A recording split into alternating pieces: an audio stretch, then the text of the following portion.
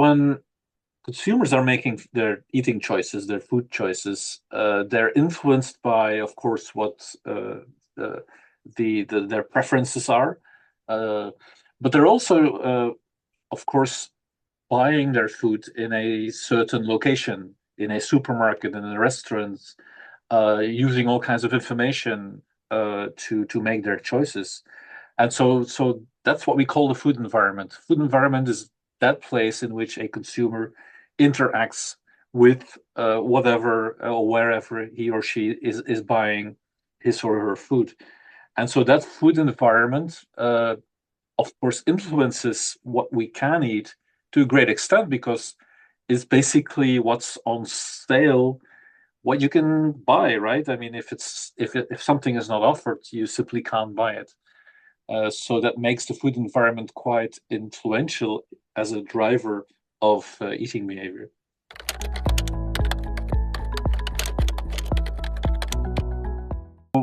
When you to consume a more sustainable or healthy food, of course, it should be available. It should be on sale in a restaurant or in a supermarket. So availability is quite important, of course, but availability is not enough. It should also be accessible to the consumer because something may be available in a faraway small shop, which is far from where I live, for example. So it doesn't make it very accessible in a physical way. It should also be visible, for example, in the supermarket. So it should also be accessible, easily findable, if you like. But accessible also means that it should be affordable, that I should be able to buy it at a reasonable price. So all these elements, of course, make up a very important set of enabling conditions for me to shop sustainably and healthily.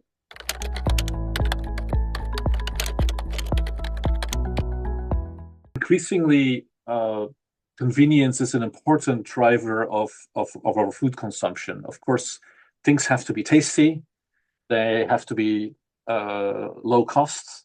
Uh, but on third place, in much of consumer research, we see that convenience is a very important factor. Convenience means easy to handle, easy to process, easy to cook.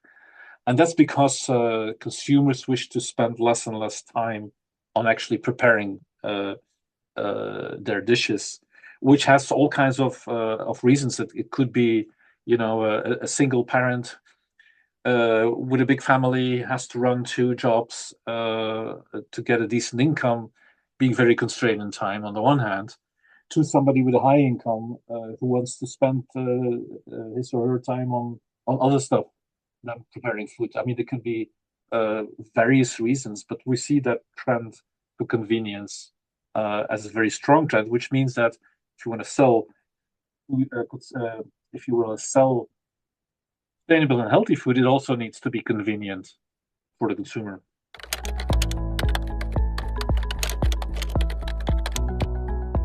The food environments is not only food availability, accessibility, which refers to price, also convenience refers to its physical makeup, but it also relates to advertising. Advertising, which is influenced by marketing very much. Uh, I mean, we have this idea that we as a consumer are very independent and we make our decisions based on our own will.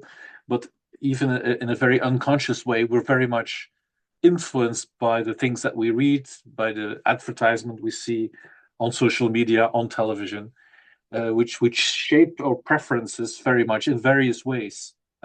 And so marketing is a very important factor influencing food consumption behavior.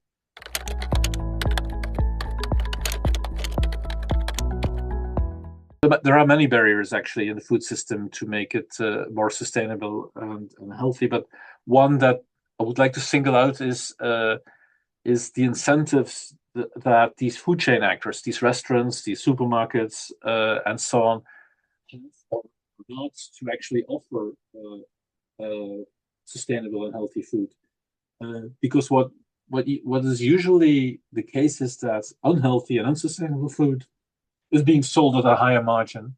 So they earn more money with unhealthy and unsustainable food than with healthy and sustainable food, because it usually costs more.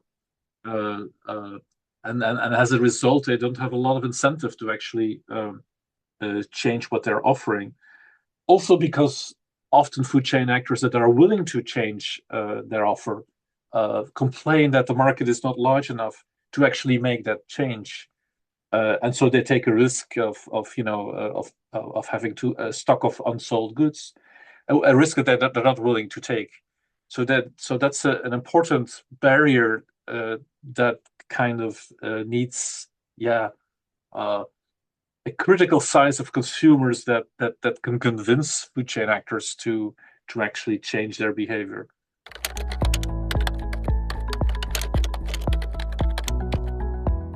So what can say, what can I do as an individual citizen? These big actors, how can I influence them? Seems like an impossible task to do. But still, through our buying behavior, through also giving feedback to food chain actors, give a signal that you're interested, especially with smaller food chain actors like restaurants.